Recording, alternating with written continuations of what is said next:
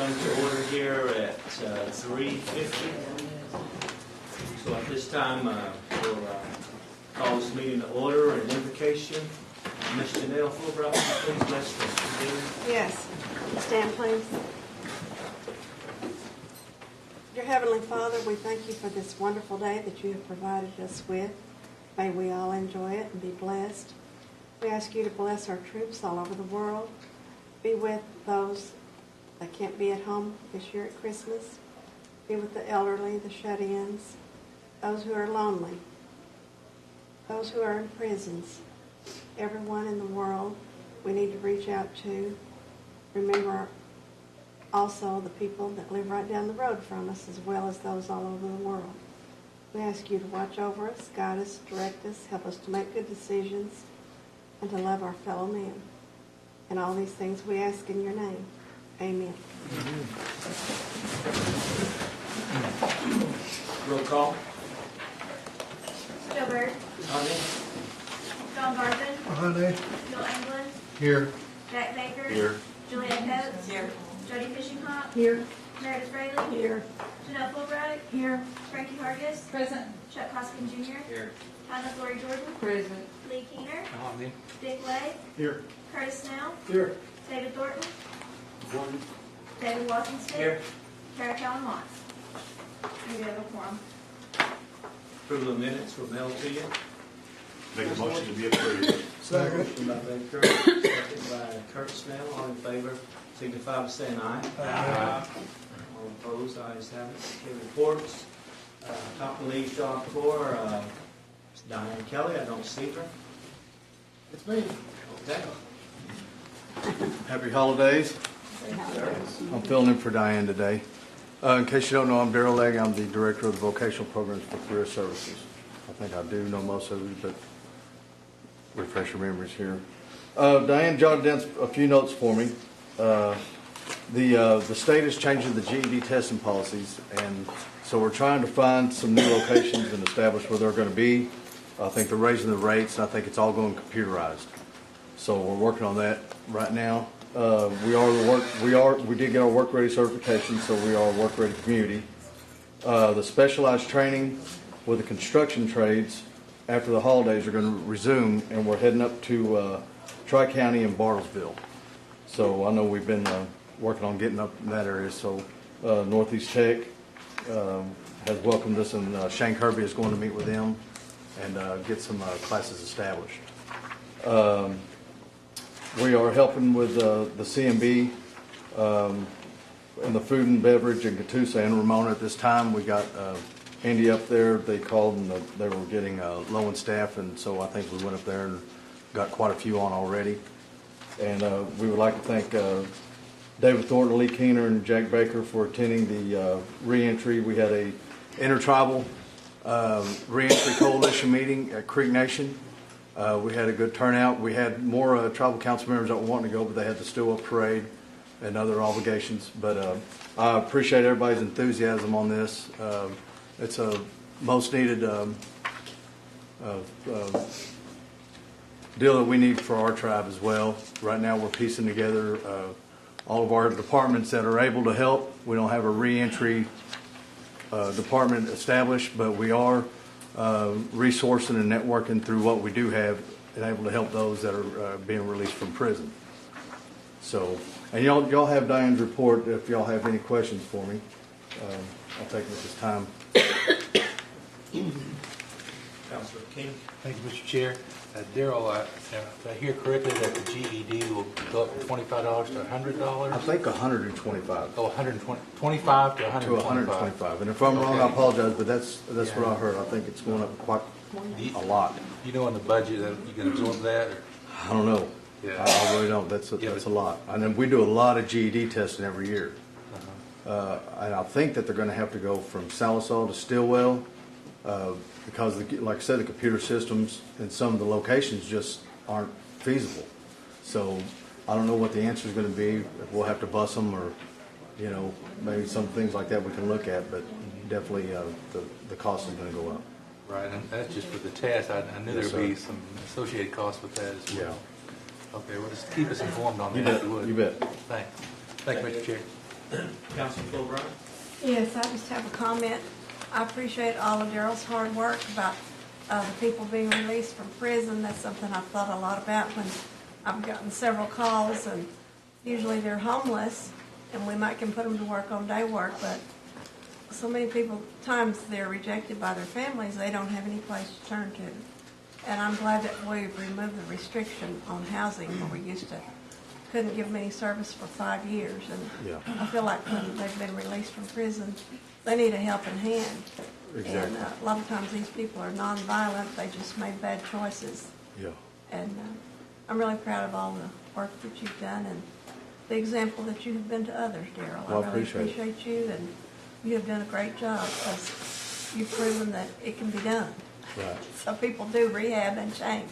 I appreciate that. And I've got a comment also about our GE program at Sallisaw. It's the biggest it's ever been. We've got a total of 45 students. Of course, they're not all there at the same time, but it's a real success. And that's a real need. And of course, the test is getting harder, and Yeah. people come in there and they're astounded. They think, it's going to be easy, but it's not. So. Right. But I Well, Teresa's appreciate doing a it. real good job down there. We love her. She's doing good. So, appreciate all your hard work. You bet. You help so many people.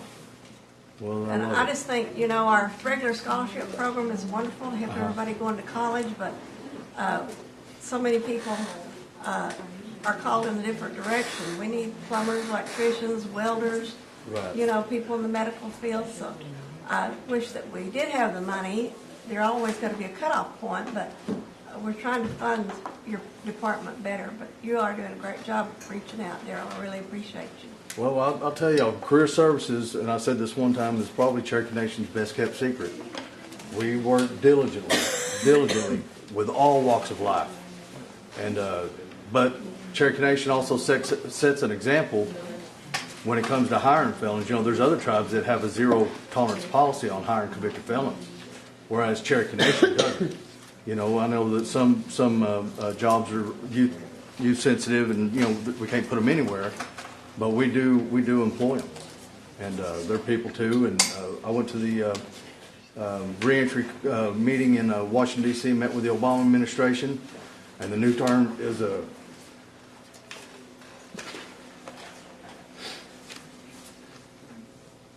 Sorry, y'all. The new terminology is returning citizens, because it gets rid of that disenfranchisement that we have for those that are in prison.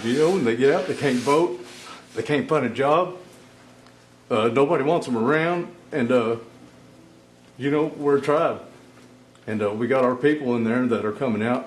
The first powwow I've been to was in a penitentiary powwow, and they loved it. They love me coming over there and visiting with them. And they request eagle feathers, they request deer antlers, they request sage, sweetgrass.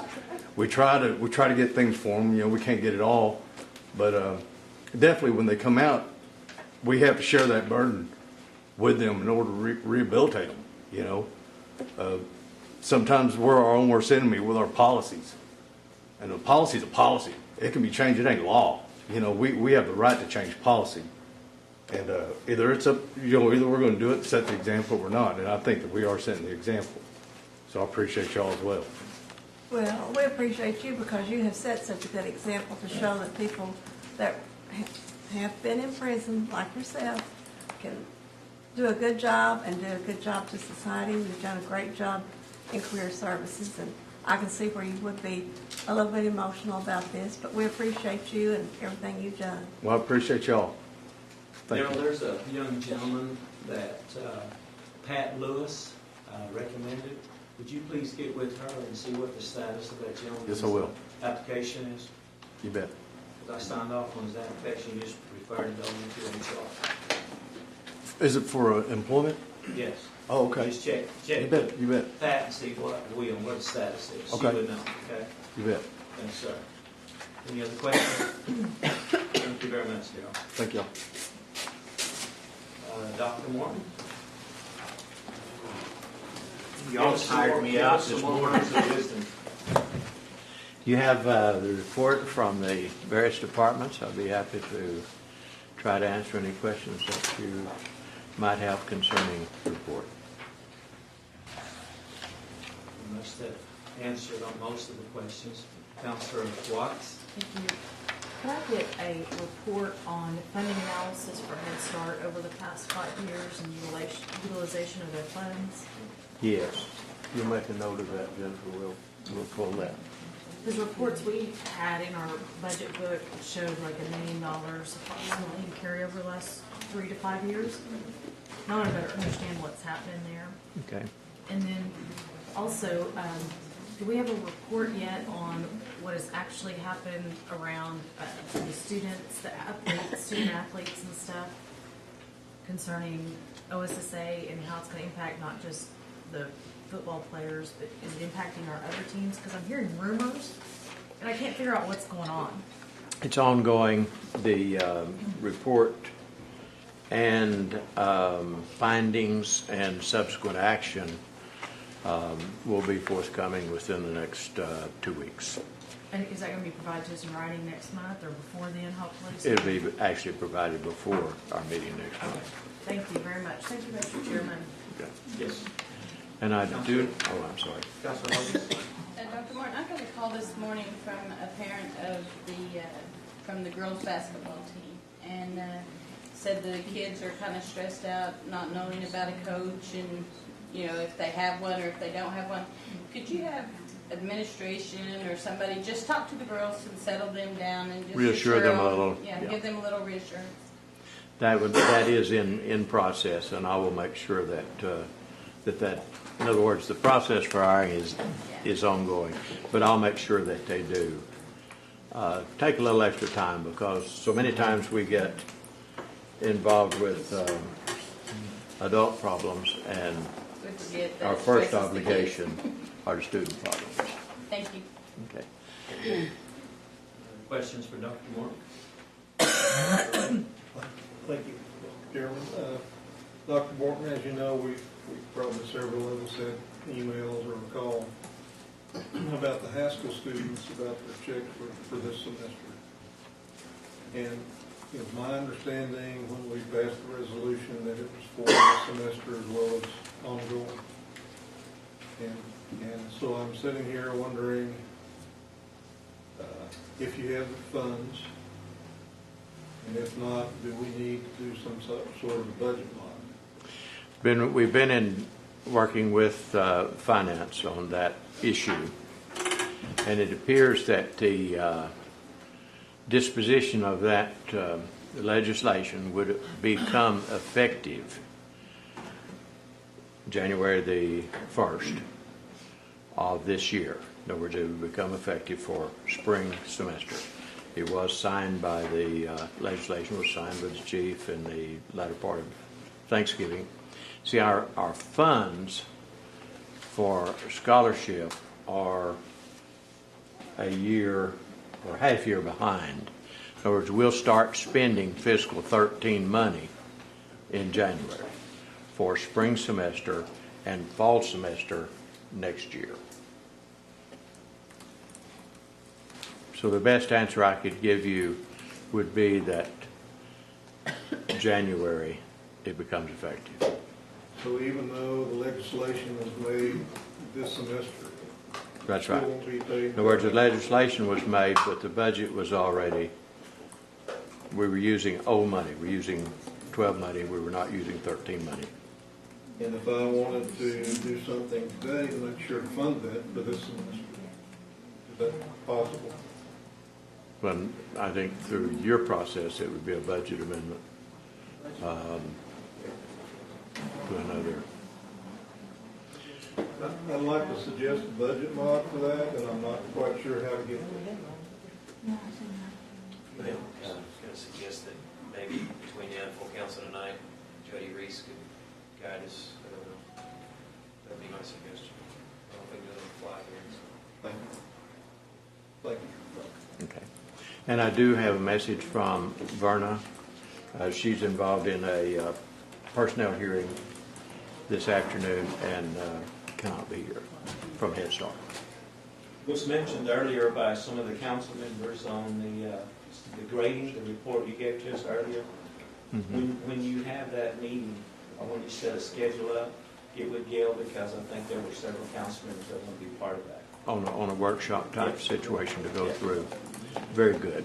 Okay, thank you, sir. Molly Jarvis. Good afternoon. Hi, I'm here with the quarterly report for cultural tourism and a couple of the highlights from the report since we were last here in September. Right after the holidays, we will begin work and restoration work on the Capitol building downtown, so we're very excited about that.